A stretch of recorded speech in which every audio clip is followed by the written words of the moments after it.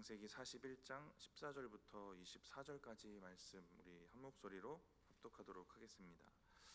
이에 바로가 사람을 보내어 요셉을 부르매 그들이 급히 그를 옥에서 내놓은지라. 요셉이 곧 수염을 깎고 그의 옷을 갈아입고 바로에게로 들어가니 바로가 요셉에게 이르되 내가 한 꿈을 꾸었으나 그것을 해석하는 자가 없더니 들은즉 너는 꿈을 들으면 능히 푼다 하더라. 요셉이 바로에게 대답하여 이르되 내가 아니라 하나님께서 바로에게 편안한 대답을 하시리이다. 바로가 요셉에게 이르되 내가 꿈에 나일 강가에 서서 보니 살찌고 아름다운 7 암소가 나일 강가에 올라와 갈밭에서 뜯어먹고 그 뒤에 또 약하고 심히 흉하고 파리한 7 암소가 올라오니 그같이 흉한 것들을 애굽 땅에서 내가 아직 보지 못한 것이라. 그 파리하고 흉한 소가 처음에 7 살찐 소를 먹었으나 먹은 듯 하지 아니하고 여전히 흉하더라. 내가 곧 깨었다가 다시 꿈에 보니 한 줄기에 무성하고 충실한 7 이삭이 나오고 그 후에 또 가늘고 동풍에 마른 7 이삭이 나더니 그 가는 이삭이 좋은 7 이삭을 삼키더라. 내가 그 꿈을 점술가에게 말하였으나 것을 내게 풀이해 주는 자가 없느니라. 아멘. 술 맡은 관원장의 꿈을 해몽해주고 이제 관원장이 복직한 지 2년의 시간이 지나갑니다. 그리고 왕이 뜻을 알 수 없는 꿈을 꾸게 되고요. 술 맡은 관원장이 요셉을 떠올리게 됩니다. 오늘 본문은 요셉이 왕에게 불려가 그 꿈에 대해 듣게 되는 장면인데요.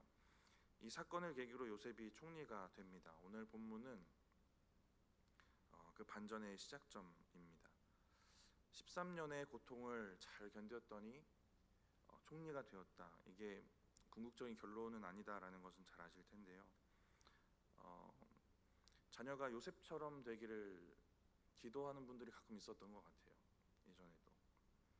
근데 이 기도가 미련한 기도가 된다면 아마 고난을 지나 총리가 된 것이 요셉 인생의 결론이라고 오해하고 기도하면 그럴 것 같습니다. 요셉처럼 기도할 때 우리가 조심해야 되지 않을까 싶어요. 왜냐하면 자녀가 형제에게 살해당할 위협에 처하고 또 종으로 팔려가고 강간 누명을 쓰고 13년간 억울하게 살아야 되는 겁니다. 근데 부모인 자신은 그것도 모르고 10수년을 살아야 돼요. 잘 아시겠지만 우리가 요셉의 인생을 통해 우리가 얻게 되는 은혜는 먼저는 하나님이 언제나 요셉의 뒤편에서 일하고 계셨다라는 겁니다. 그리고 요셉은 어떤 순간에도 하나님으로 인한 형통을 누리게 됩니다. 이런 은혜들이 있는데요. 이 형통에 대해서 우리가 다시 한 번만 더 정리해 보고 싶은데, 형통은 자기가 바라는 대로 삶이 이렇게 술술 잘 풀려가는 것이 형통이 아닙니다. 이 형통을 이 바램이라는 개념으로 생각해 보면 오히려 하나님이 나에게 기대하시고 원하시는 대로 하나님이 이끌어 가실 텐데요. 그게 하나님의 신실하심일 텐데 거기에 이끌려지는 것이 형통입니다. 그러니까 하나님 뜻대로 되면 형통인 거죠. 그러니까 하나님이 함께 하심이 형통이고 함께 하셔서 하나님이 이끄시는 대로 이끌려 가는 게 형통입니다. 그래서 그 증거들이 드러나면 그게 형통이 되는 거죠. 그러니까 요셉은 총리가 되지 않았어도 형통했습니다. 요셉의 인생에 형통이라는 단어가 등장한 순간이 언제냐면 보디발의 집에서 가정 총무로 있을 때와 감옥에서 또 총무로 일하게 되는 그 순간들입니다. 창세기 39장 2절과 23절에 보면 하나님이 요셉과 함께 하셔서 그가 형통한 자가 되었다. 그의 주인 애굽 사람의 집에 있었다라고 합니다. 23절은 간수장은 그의 손에 맡긴 것은 무엇이든지 살펴보지 아니하였으니 이는 여호와께서 요셉과 함께 하심이라. 여호와께서 그를 범사에 형통하게 하셨다라고 하셨거든요. 하나님이 요셉과 함께 하심으로 하나님이 함께 하시는 그것이 형통이 됩니다. 그래서 하나님의 그 함께 하심 가운데 또 그 뜻 가운데 이끌려 살아가요. 요셉은. 그게 보여지는 형통이었어요. 하나님이 요셉에게만 함께 하시는 건 아니죠. 저와 여러분과도 함께 하십니다. 그러니까 우리는 하나님으로 인한 형통을 이미 누릴 수 있는 자들이고 누리고 있는 자들이에요. 근데 이 형통이 가지는 역할이 하나 있는데요. 39장 3절에 보면 그 형통을 다른 이들이 봅니다. 하나님이 함께 하셔서 그 하나님께 이끌려 사는 그 형통을 다른 사람들이 봐요. 이게 역할인 것 같아요. 그럼 사람들은 뭘 봤을까를 좀 생각해 보고 싶은데요. 뭘 보고 요셉이 형통하다 이런 걸 느꼈을까요? 하나님께 이끌려 산다, 하나님이 함께 하시는구나, 이걸 어떻게 느꼈을까 좀 생각해 보고 싶은데요. 요셉에게 가정 총무를 맡겼더니 재산이 늘어나는 것을 보고 요셉이 범사에 형통하구나를 알았을까? 이런 형통의 증거들이 물질적인 이익으로 드러날 수도 있습니다. 하나님 복 주셔가지고 보디발의 재산이 늘어났다라는 말씀이 있잖아요. 그런데 요셉은 감옥에서도 형통했어요. 근데 거기서는 늘릴 물질이 없습니다. 감옥에서 소유를 늘릴 일이 없고요. 만약에 감옥에서 돈을 벌 수 있다면 이건 뭔가 불법을 행해야만 가능한 일이 될 겁니다. 근데 이걸 하나님으로 인한 형통이라고 말할 수는 없을 것이고, 간수장은 요셉의 형통을 보고 총무의 일을 맡긴 것도 또 아닙니다. 39장 21절을 보면 하나님이 간수장에게 은혜를 입게 하셨다라고 합니다. 그러니까 요셉이 좋게 보이도록 하나님이 은혜를 주시는 거죠.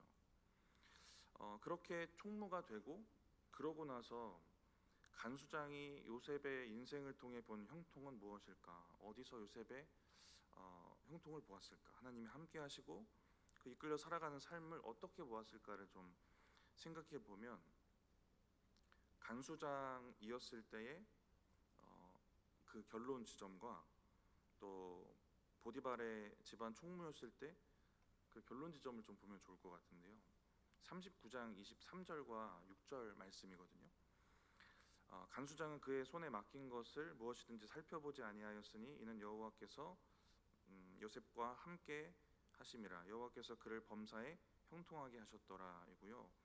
보디발 집에 있을 때의 결론 지점을 보면 주인이 그의 소유를 다 요셉의 손에 위탁하고 자기가 먹는 음식 외에는 간섭하지 아니하였더라. 요셉은 용모가 빼어나고 아름다웠더라. 간수장은 요셉에게 맡긴 것은 무엇이든지 살펴보지 않습니다. 보디발은 음식 말고는 요셉에게 맡긴 것을 간섭하지 않아요. 그러니까 엄청난 신뢰를 받는 겁니다. 여기나 저기나 가는 곳마다 신뢰를 받아요. 우리가 짐작해 볼 수 있는 건 신뢰받으려면 정직했을 것 같고요, 성실했을 것 같고요. 그러니까 신뢰를 그렇게 얻었을 겁니다. 하나님이 함께 하셔서 하나님의 이끌림 받아서 살아가는 사람은 이렇구나를 어떻게 보여줬을까? 이게 요셉의 신뢰를 얻었던 모습을 통해 우리가 좀 짐작해 볼 수 있을 것 같아요. 정직했겠구나, 성실했겠구나, 이런 모습들을 좀 짐작해 볼 수 있습니다. 그렇게 하나님이 우리에게 주신 형통을 우리도 보여주면서 살 수 있는 겁니다. 하나님과 함께 하고 이끌려 사는 사람, 그게 요셉이었고, 요셉은 믿지 않는 자들에게 신뢰를 얻을 만큼 정직과 성실로 자기의 삶을 잘 지켜가고 그렇게 자기의 형통을 드러내고 보여주는 겁니다. 그 모습을 통해서 하나님이 함께 하심을 간수장도 보고 보디발도 보고 하나님이 함께 하시는 형통을 누리는 사람이 어떤 모습으로 사는지를 보게 되는 겁니다. 우리가 형통하기를 원하지 않습니까? 형통하기를 원하시죠? 다 형통하기를 원하십니다. 근데 말씀드렸던 것처럼 이미 형통의 조건은 다 갖춰져 있어요. 하나님이 우리와 함께 하시니까. 우리가 그 형통한 사람처럼 하나님이 함께 하시고 하나님의 뜻에 이끌려 사는 사람처럼 살고 있고 그것을 또 다른 이들에게 보여주고 있는지는 우리가 좀 점검해 보면 좋을 것 같습니다.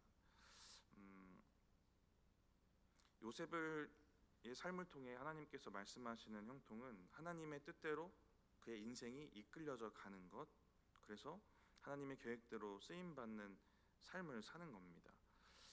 그러니까 이게 총리가 되어서만 그렇게 살 수 있는 게 아니고 종으로 살아도, 감옥에 살아도, 또 총리가 되어서도 그렇게 살 수 있는 것이고요. 하나님의 뜻에 이끌려 살고 하나님과 동행하면서 살고 그렇게 살 수 있으면 그게 형통이다라는 것입니다.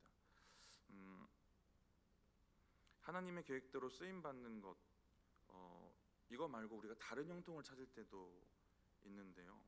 불신자나 아니면 일부의 또 믿는 사람들이 자기의 뜻대로 인생이 잘 풀려지면 형통으로 이해하기도 하겠지만, 우리는 요셉의 이 인생을 통해서 하나님의 뜻에 이끌림 받아 살고 그것이 삶으로 드러나고 보여지는 게 형통이다. 그리고 그렇게 누군가에게 복의 통로가 되어지는 것이 형통이다라는 것들을 알 수 있습니다. 또 그렇게 살기 위해서 우리의 삶이 요셉처럼 누군가에게 신뢰받을 만큼, 인정받을 만큼 성실하고 또 정직하고 순전하게 살아가야 하는 것이고요. 요셉처럼 언제든지 믿고 맡길 수 있는 사람이 되는 것, 중요한 영역인 것 같고요. 그리고 정서적인 영역은 간수장들이 꿈을 털어놓는 것들이 뭔가 그런 정서적인 의지가 되지 않았을까라는 생각도 들고요. 그러니까 여러 측면에서의 신뢰받는 삶을 우리가 살아가면 좋겠어요. 이 사람은 하나님이 함께 하시는 사람이다. 내가 좀 털어놓고 싶다. 조언 듣고 싶다. 아니면 기도받고 싶다. 이런 마음이 들 정도의 거룩과 경건도 우리가 보여지고 이런 신뢰도 받으면 너무 좋을 것 같습니다. 여러분의 형통이 여러분만 좋게 하는 것이 아니라 이웃과 형제도 좋게 하고 또 하나님도 좋게 하는 형통이어야 진짜 형통이 되는 겁니다. 다시 한번 정리하면 하나님께 이끌려 사는 것이고요. 그리고 다른 이에게 복의 통로가 되는 겁니다. 이런 형통이 저와 여러분에게 있기를 축복합니다. 그러니까 요셉이 누린 형통은 요셉의 인생의 여정 가운데 그 고난들을 지나면서도 다듬어져 가고 또 넘어지기도 하고 또 그 가운데 하나님 함께 하시면서 또 다시 일어서고 그 과정 가운데 누렸던 은혜의 시간들입니다. 어떤 그 총리라는 목표 지점, 결론 지점에 가서만 누리는 것이 아니라 그 인생의 여정 가운데 쭉 누려왔던 것들인데요. 그 과정의 시간들을 같이 좀 생각해 보고 싶습니다. 요셉에게는 그 과정의 시간들이 녹록지 않습니다. 형제에게 노예로 팔려가고 종으로 살다가 강간 누명을 쓰고 감옥에 갑니다. 요셉도 이 과정 가운데 감정이 참 많이 요동쳤을 것 같아요. 언제까지 이렇게 살아야 됩니까? 왜 이런 일이 자꾸만 이렇게 벌어지는 것입니까? 하는 불평과 원망도 생기고 여러 감정들이 있었을 것 같아요. 근데 요셉은 이 고난의 시간들을 너무 잘 지나가게 됩니다. 그를 지켰던 중심이 되는 마음이 뭘까를 좀 생각해 보다가 욥을 좀 생각해 보게 되었는데, 욥과 같은 마음이지 않았을까라는 생각이 들었어요. 욥도 엄청난 고난을 당한 사람인데요. 고난 앞에 서 있는 자기를 인식하는 게 달랐습니다. 고난을 마주한 욥이 어땠을까? 자녀 10명도 죽고 집도 재산도 다 잃고, 근데 곁에는 친구도 아내도 위로자가 되어주지 않는 그 절망적인 상황을 지나면서 그 고난이 계속되어질 때 뱉어내는 말이 있는데요. 욥기 23장입니다. 23장 3절부터 9절인데요. 이런 말을 합니다. 그러니까 어떻게 해야, 어디로 가야 주님을 찾을 수 있을까? 주님 앞에 가야 내 억울한 사정을 말씀드릴 수 있을 것 같은데, 그래야 나를 좀 봐달라고 애원할 수 있을 것 같고, 주님이 뭐라고 하실지 정말 가서 듣고 내가 알고 싶다. 나에게 뭐라고 하진 않으실 거야. 왜냐하면 나는 떳떳하게 살았으니까. 내가 하는 말을 들어주실 거야. 나는 떳떳하게 주님께 말할 수 있을 거야. 그런데 주님을 동서남북 어디를 가도 찾을 수가 없고 만날 수가 없구나. 이 얘기를 욥기 23장 3절부터 9절까지 이렇게 얘기를 합니다.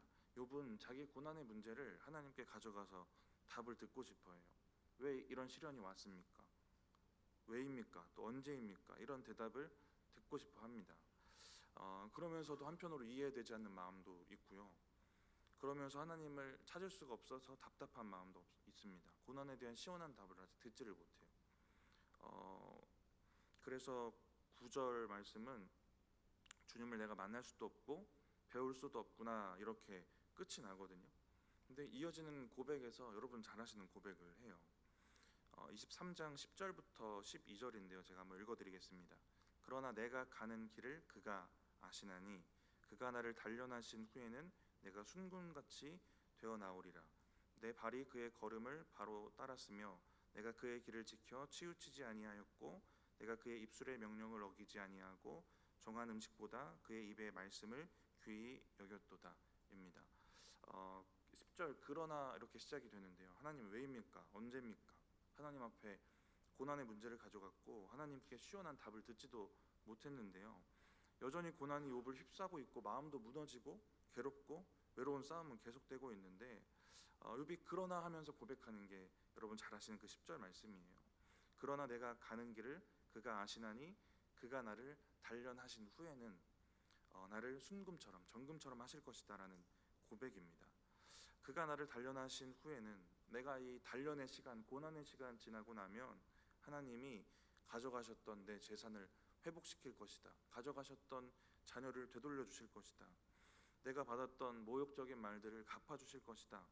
이런 모든 육적인 것이 회복될 것이라는 기대를 담고 있지 않습니다. 그러니까 욥이 고백했던 것들은 자기가 정금이 되는 겁니다. 그러니까 욥이 지금 고난을 인식해가는 게 어떤 모습이냐면요. 내가 고난 지나면 하나님 좋은 것 주시겠지, 채워주시겠지, 뭔가 이런 육적인 기대에 매여 있지 않고요. 고난으로 채워진 자기 인생이 정금되어져 가는 과정이라고 인식을 합니다. 그런 고백을 하는 거죠. 내가 지금 겪는 고난은 단련의 시간이다. 이거를 지나고 나면 내가 무언가 대단한 걸 하나님이 세상에서 주실 거야. 이게 아니다라는 거죠. 이 모든 단련의 과정이 끝나면 나는 정금 같은 믿음이 될 것이다 라는 인식입니다.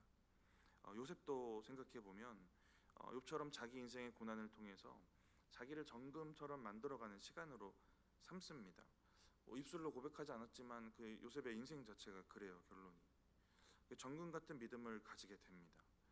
오늘 본문의 시점으로 돌아보면 이제 하나님이 총리로 세우시는 반전이 일어나는 반전의 시작점입니다. 전환점이 오늘 본문인데요.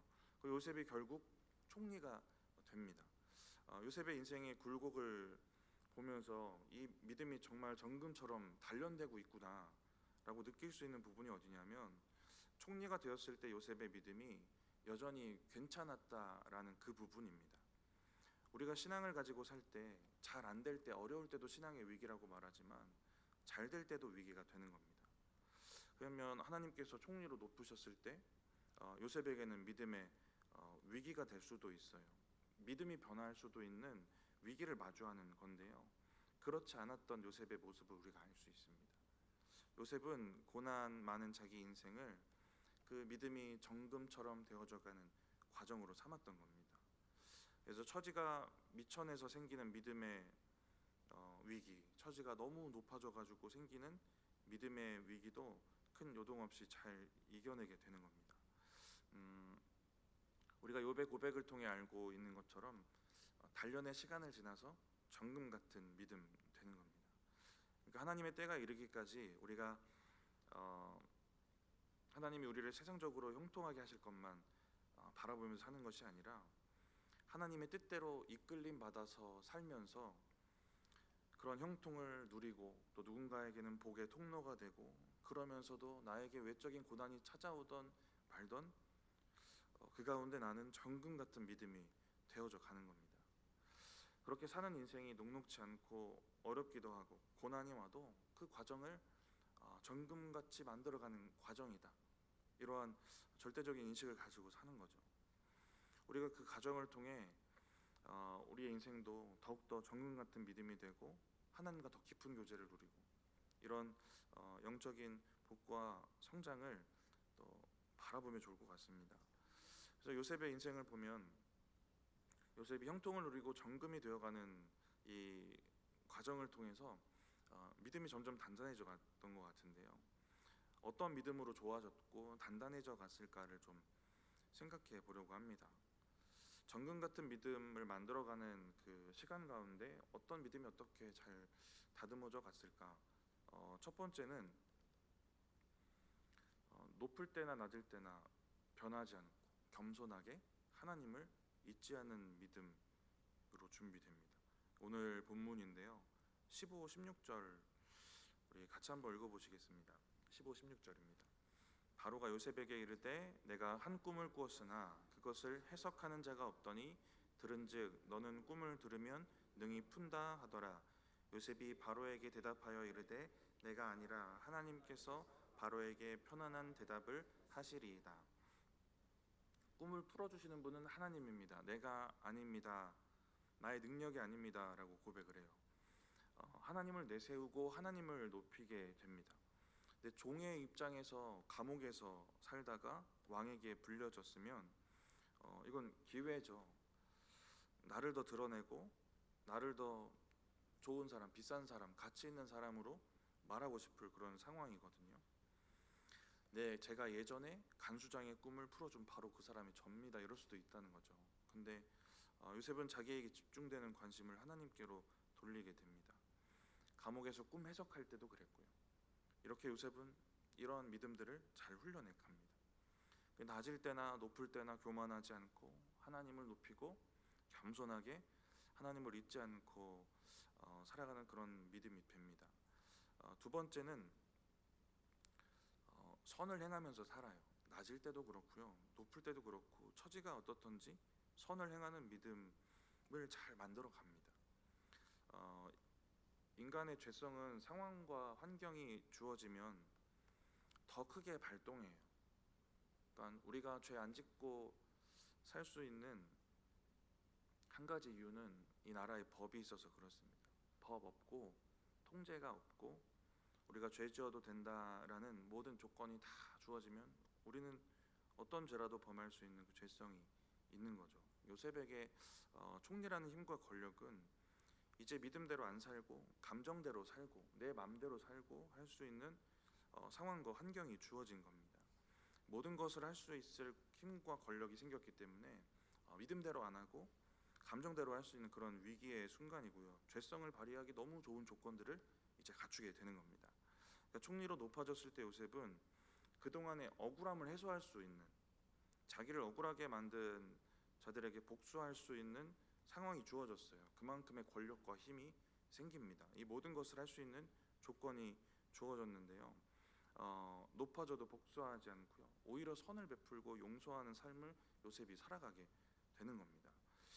복수할 만한 사람들 참 많습니다. 보디발도 믿고요, 그의 아내도 믿고 형들도 믿고 미운 사람이 참 많을 건데 죄를 짓지 않죠. 악으로 행하지 않습니다. 기다려라 이제 다 죽었다 이러지 않아요. 복수하려고 하지 않습니다. 그 누가복음 22장 61절에 베드로가 주님 부인하실 때 그 눈맞이 주시잖아요. 주께서 돌이켜 베드로를 보시니 베드로가 주의 말씀 곧 오늘 다 굴기 전에 내가 3번 나를 부인하리라 하심이 생각나서 이 말씀이 있는데요. 베드로 바라보셨을 때 그 눈빛에 담긴 주님의 마음이 무엇일까? 예전에 청년 수련회 갔을 때 강사님이 해주신 얘기인데, 그 강사님이 사역하시는 부서가 학생부예요. 중학생 한 아이한테 물어봤는데 예수님의 마음이 어떤 마음이셨을까? 베드로를 쳐다보다가 눈 맞추셨을 때 예수님은 어떤 마음이었을까 하고 물어보셨더니 그 학생부 아이의 답이 이겁니다.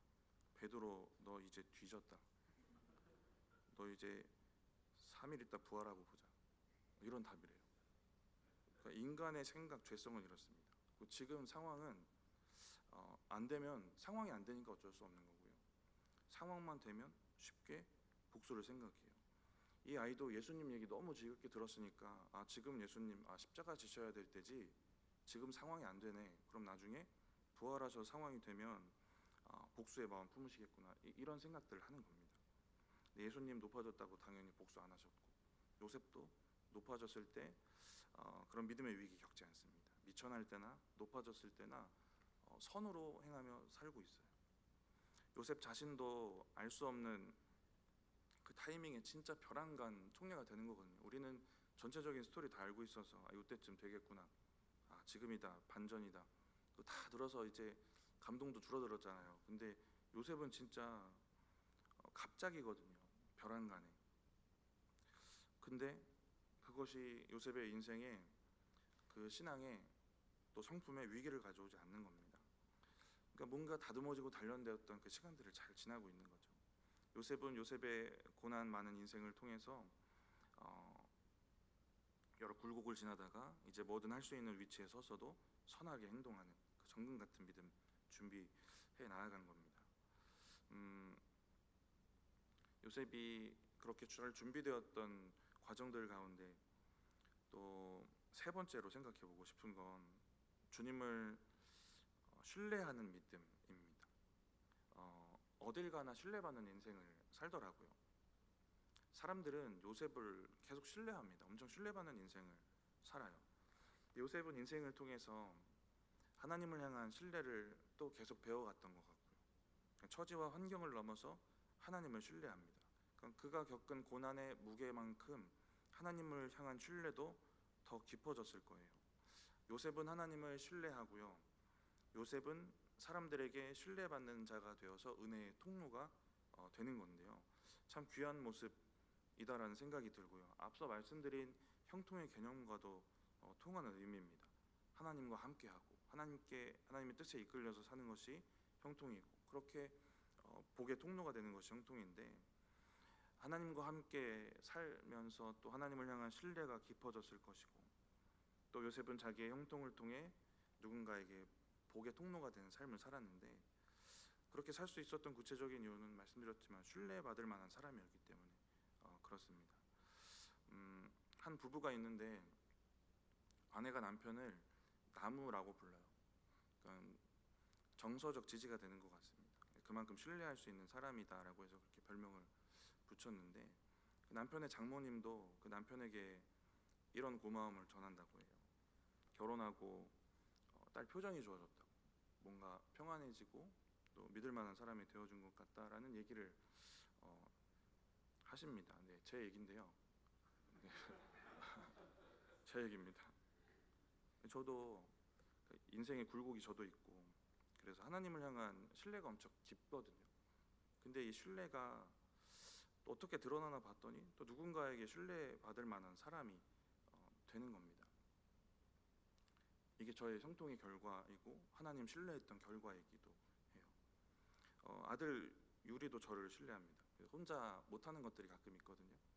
그 아쿠아리움도 갔는데 어두워서 싫어해요. 무서워서 거의 구경 못하고 그냥 나왔는데, 나중에 저는 못 갔거든요. 근데 집에 와서 하는 얘기가 아빠랑 하면 할 수 있다, 아빠랑 하면 괜찮다, 이거거든요. 근데 신기한 건 이게 뭔가 감동적이기도 한데 기쁜 마음이 더 막 올라오는 감정도 참 신기하더라고요. 그러면서 하나님 마음이 좀 생각이 났던 건, 우리가 하나님 신뢰하면 하나님도 감동받고 기쁘시겠구나라는 생각이 들었거든요. 그러니까 요셉이 수많은 고난을 지나왔고 비천한 처지에서 살았는데, 그 가운데 하나님 깊이 신뢰하면 신뢰할수록 요셉이 하나님께 뭐 대단한 것 드릴 수는 없지만 그 신뢰함을 통해서 하나님을 기쁘게 했겠구나, 기쁘시게 했겠구나라는 생각이 들었습니다. 저와 여러분의 인생이 굴곡이 있죠. 그래서 소망 없고 절망적일 때 우리 하나님을 위해 뭘 할 수 있지? 내가 그럴 만한 존재가 될까? 이 감정이 진짜 바닥까지 내려앉으려고 할 때가 있을 텐데, 그때도 우리가 하나님을 붙잡고 신뢰함으로 하나님께 영광도 돌리고 기쁘시게 하고 하나님을 감동시킬 수 있는 겁니다.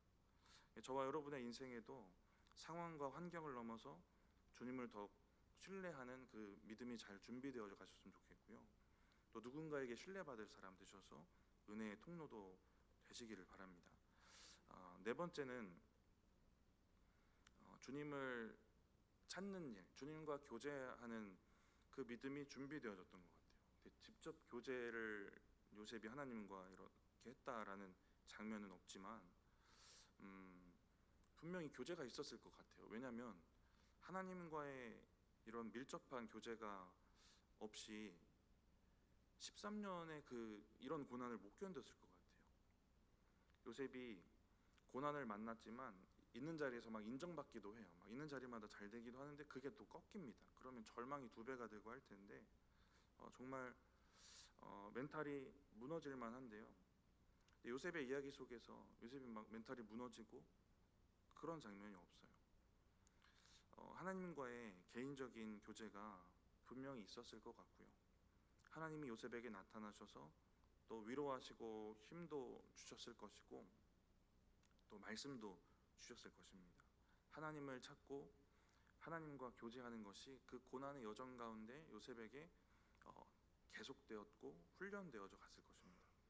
주를 찾는 일, 주님과 교제하는 일에 그 마음을 잘 둘 수 있는 게 잘 훈련됐을 것 같아요. 그래서 높아졌을 때도 흔들리지 않고 주님을 잘 찾고 자기를 잘 지킬 수 있었던 것 같습니다. 이걸 잘 못해서 실패했던 한 사람이 있는데 역대하 12장 1절에 보면 르호보암입니다. 르호보암의 나라가 견고하고 세력이 강해지매 그가 여호와의 율법을 버리니 온 이스라엘을 본받은지라. 나라가 강성해지고 세력이 강해졌을 때, 좋아졌을 때, 높아졌을 때, 육적인 형통을 누릴 때 여호와의 율법을 버렸다라고 나오는데요. 그때 신앙이 무너져 내리게 됩니다. 르호보암의 인생을 평가하는 구절이 역대하 12장 14절인데요. 르호보암이 악을 행하였으니 이는 그가 여호와를 구하는 마음을 굳게 하지 아니함이었더라. 여호와를 구하는 마음을 굳게 하지 않았대요. 하나님 찾는데 마음을 쓰지 않았던 겁니다. 이 부분이 잘 훈련되지 않았고 잘 되자마자 이 부분이 무너지는 거죠. 르호보암이 높아지지 않았을 때, 나라가 잘 되지 않았을 때는 겸손하게 말씀의 뜻을 따라서 순종하려고 해요. 그런데 높아지니까 변하고 죄에 쉽게 무너지게 됩니다. 근데 이 르호보암의 인생을 결론짓는 그 구절에서 하나님을 찾는데 마음을 쓰지 않았기 때문이다 라고 얘기해요. 그럼 반대로 하나님을 찾는 것이 잘 훈련되어지고 그 부분이 정금같이 순수하고 좋은 믿음으로 세워지면 내 처지가 어렵고 비천해도 내가 세상적으로 잘 되고 높아져도 내 믿음이 괜찮을 수 있도록 지켜가는 좋은 믿음의 도구가 되는 겁니다. 마지막 5번째는 말씀으로 잘 훈련되어졌던 것 같습니다. 시편 105편에 요셉이 옥에 갇혔을 때의 상황을 이야기를 합니다. 105편 17절부터 19절 말씀인데요. 그가 한 사람을 앞서 보내셨으며 요셉이 종으로 팔렸도다. 그의 발은 착고를 찾고 그의 몸은 쇠사슬에 매였으니 곧 여호와의 말씀이 응할 때까지라. 그의 말씀이 그를 단련하였도다 입니다. 요셉이 이 시편에 나와 있는 그 읽어드린 부분에 나오는 고난은 쇠사슬에 매여 있는 그 감옥에서의 고난이에요. 쇠사슬 감옥도 고난인데요. 또 한 가지 요셉을 단련하고 훈련시켰던, 요셉이 이겨내야 될 것들이 무엇이었냐면 말씀을 통한 훈련들인 겁니다. 하나님이 주신 말씀을 바라보고 따라가고 순종할 것인가, 아니면 상황이 주는 그 절망적인 상황 가운데 무너지고 감정도 무너지고 그렇게 살 것인가. 시편에 읽어드린 말씀처럼 하나님의 말씀이 응할 때까지, 그게 이루어질 때까지 하나님 주시는 말씀들 안에서 잘 훈련되어질 것인지 아닌지를 결정해야 되는 그 시험들도 있었던 겁니다. 여호와의 말씀이 응할 때까지, 이루어질 때까지인데요. 그의 말씀이 그때까지 그를 단련하였다라고 합니다. 말씀이 요셉을 시험했다라는 의미입니다. 하나님이 요셉에게 꿈으로 약속하신 총리가 되기까지 응하여질 때까지 말씀으로 계속 훈련받는 그 인생을 살아가게 되는 겁니다. 말씀을 좀 정리하면서요. 하나님이 우리에게 주시는 형통은 하나님이 함께 하셔서 우리가 하나님이 이끄시는 대로 이끌려가는 겁니다. 그리고 그걸 다른 이가 보고요, 우리의 형통을 통해 누군가에게 복의 통로가 되는 것까지가 우리의 형통입니다. 욥은 고난으로 채워진 자기 인생이 정금되어지는 과정이라고 고백을 해요. 요셉도 욥처럼 자기 인생의 고난을 통해 그 믿음을 잘 만들어 갔던 부분들, 지금 한 5가지 정도 나눴는데요. 높을 때나 낮을 때나 변하지 않았고요, 겸손하게 하나님 믿지 않습니다. 2번째로 낮을 때나 높을 때나 선을 행하면서 살아갑니다. 3번째로 하나님 신뢰하는 믿음이 잘 단단해져 갔고요. 4번째로는 하나님과 교제하는 믿음이 있었고요. 5번째는 말씀을 통해 단련되어져 갑니다. 요셉의 인생에 이런 시간들이 있었는데요. 요셉은 마지막 자기가 총리가 될 건 모르고 이렇게 산 거잖아요. 지금이 마지막인 것처럼, 지금이 하나님 앞에서 결론 지어진 그 인생인 것처럼 살아갑니다. 그렇게 믿음이 점점 무르익어 가고요. 그 가운데 정금같이 되어지는 믿음의 모습이 있었고, 그 믿음이 변하지 않는 믿음이 되어서 요셉을 잘 지켜냅니다. 저 여러분에게도 이런 은혜가 있기를 바랍니다. 우리의 인생의 여러 굴곡 가운데에서도 더 정금 같아지고 더 변하지 않고 신실하신 하나님처럼 우리도 신실한 믿음으로 주님 앞에 서는 저 여러분들 되시기 바랍니다.